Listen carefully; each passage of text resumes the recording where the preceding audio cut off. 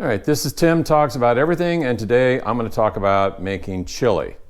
This is my award-winning chili. It got second place. First place always goes to the hottest chili. I mean, there's just no way to get around that. It's going to happen. But this is edible, and at the end of the contest that I was in, all of my chili was gone, and the award-winning chili, there's still plenty of it left over because it might be hot, but it's not as good as this recipe. I got this from a friend of mine. It's called Stormy's chili.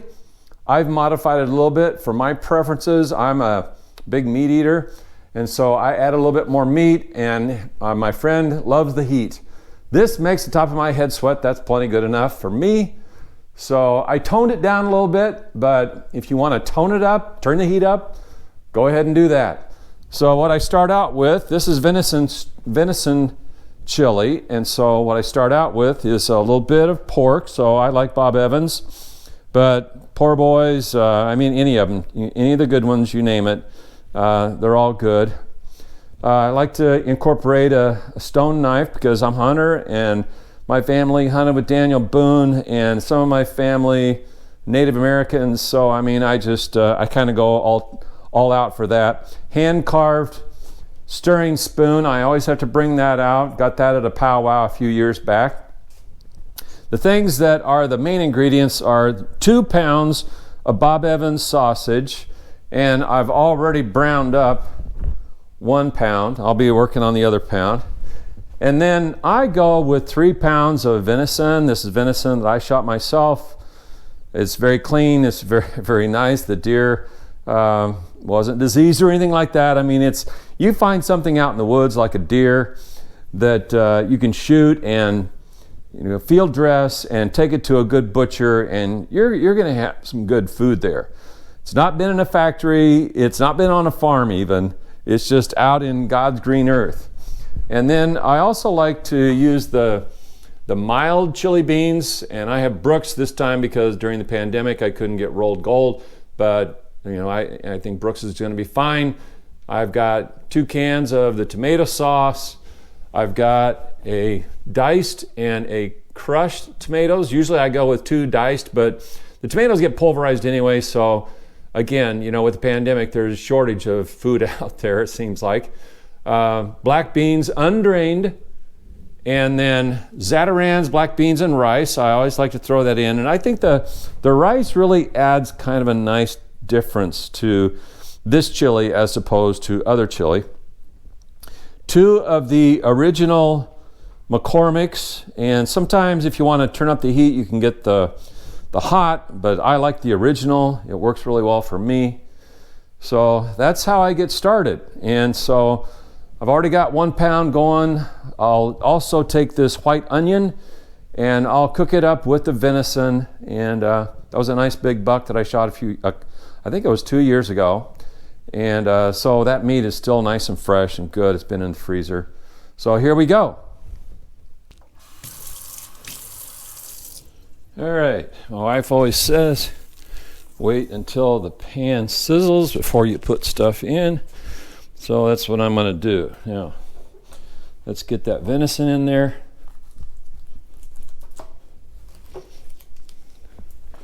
Wild game, not for sale. Legally taken. Putnam County, Indiana. Fair chase, the whole 9 yards. And look at that nice lean meat. That's incredible.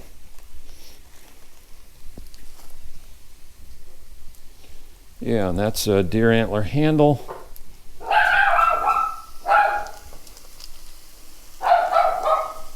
Dogs don't have any discretion when it comes to when they're going to bark at the delivery boy across the street.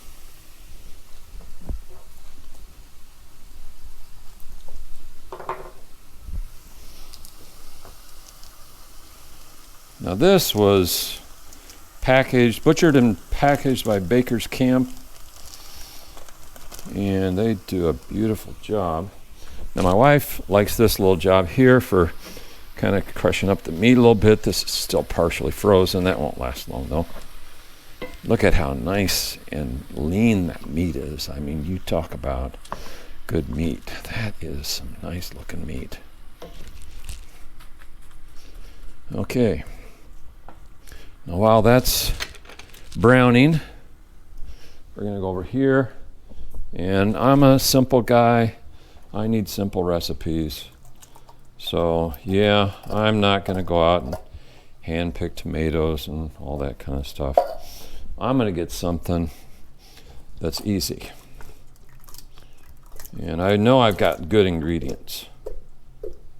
I may not be the best chef, but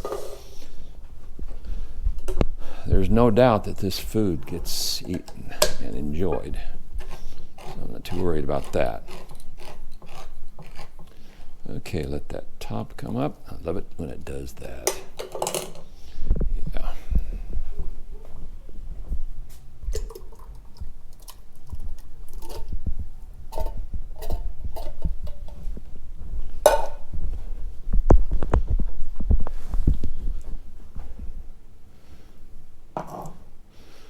Let's get some of this stuff in. I like to leave the onions big.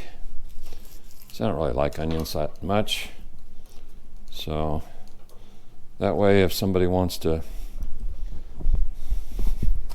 pick them out, then they can.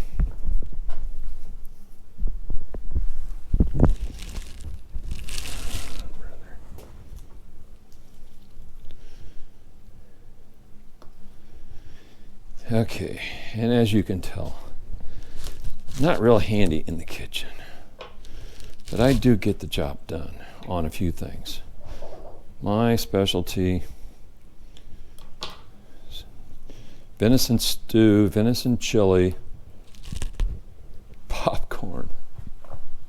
I make a mean bowl of popcorn. Okay, let's break that.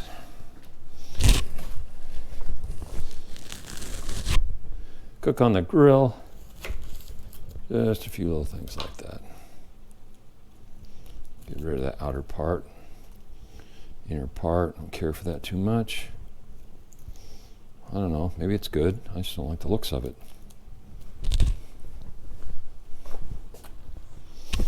Okay, more of this.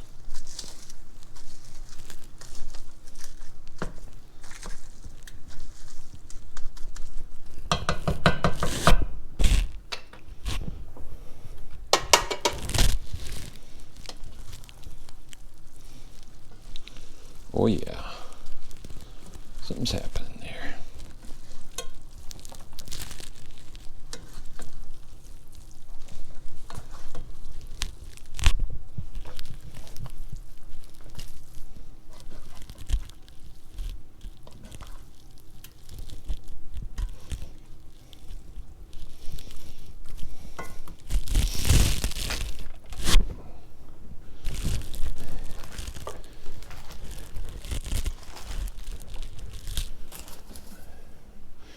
I drive my wife crazy in the kitchen because I like things to be cleaned up, picked up while I go.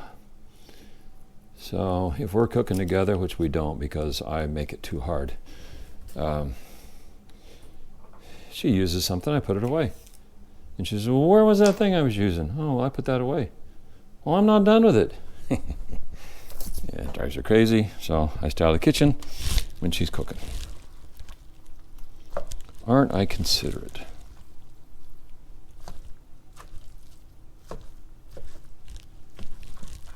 Doesn't that look yummy? 3 pounds of venison, 2 pounds of the pork. Put in some more mild beans. Sometimes I put in one mild and one hot just to kind of spice it up a little bit. And the recipe also calls for black pepper and cayenne pepper and just sky's the limit when you want to add the heat. And some water. Okay.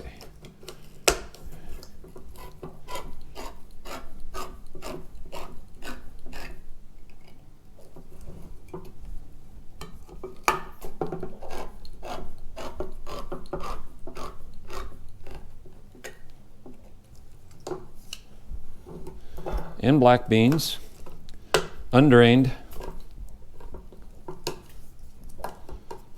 Second try.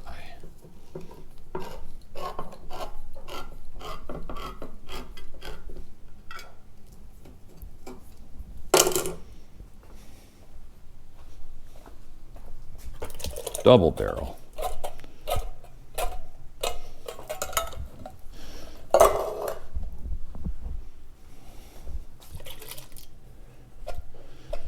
And this pot gets pretty much filled up. Zatarans. You can substitute jambalaya if that trips your trigger.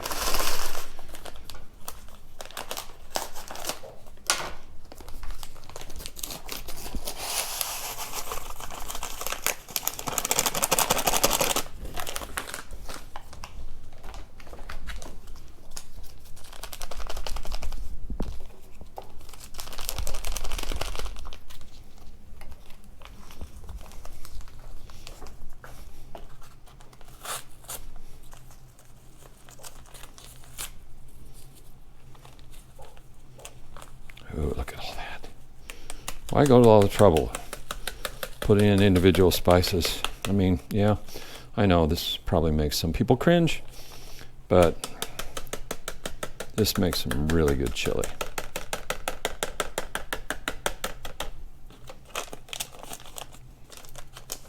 Once in a while I cook up a big pot of this, take it to the local fire station, and it gets eaten very quickly. Now, I never mention when I take it there that there's venison in it. 99% of those guys don't care or hunt themselves. There's always that there's always that one person. Ooh, it's a wild animal. Ooh, it tastes gamey. Oh, don't shoot Bambi. You know, all those deer that get hit on the road, they're transient deer. They have been kicked out by their kind because there's not enough room for everybody. So they get driven out. They go roaming around looking for some place to live. And in the meantime, you're driving along in your car and you smash into them, and okay, that takes care of the transient deer. And hopefully you don't get killed in the process, right?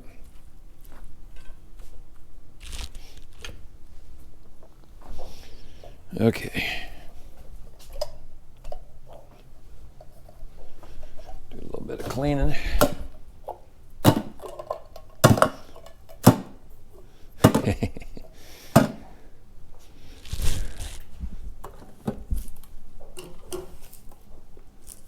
Now, I've got a son that is really a chef. I mean, not at a restaurant, but he is a good cook. He probably has eaten this chili before. He could probably make a better chili than this, but it is good eating. Okay, now call it quits for now for you guys. Okay, the venison is all browned up. I'm about to put it in the pot with the rest of it. All the cans of ingredients have been put in there, the Zatarans, all that. I want to just run through a few things that did not get mentioned earlier. And one of those things is that with the Zatarans, you put in 3 cups of water to go along with that. Also, my friend who loves it hot said 1 tablespoon each of black pepper and cayenne red pepper, 18 slices of jalapeno peppers, a tablespoon of dried Italian hot peppers. Now he says these are optional, but he loves it hot. If you're not sweating, it's not chili. So, and if you have enough nerve, add 1 1-inch diameter habanero pepper chopped. All right? Does that sound good? Now, cook on low 3 to 4 hours without scorching, stirring often on low heat. And then you just top it later on with shredded cheese, and we like a little bit of sour cream on there, and just enjoy, because this will feed a lot of people and probably have some for seconds. Here's my venison all browned up. It doesn't look like it's going to fit in there, but it will, along with the water. And the water will simmer out anyway. But there it is, and I will show you in a little bit me stirring. All right, that venison chili has been simmering for a while. Let's just take a little look to cap off this video. So let's just take a look over here. Take off this lid. Ooh, look at that.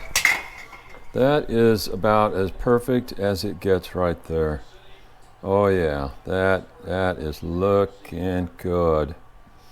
Don't you wish that you could smell that right now? Or taste that later.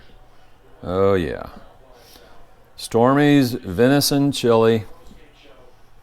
Sweet, sweet, not sweet tasting, but just chili goodness. All that venison, all that pork sausage, all those other ingredients. Amazing chili. Thanks for tuning in. It's been fun. My family is going to enjoy eating this. This is Tim Talks About Everything. Today I've talked about venison chili.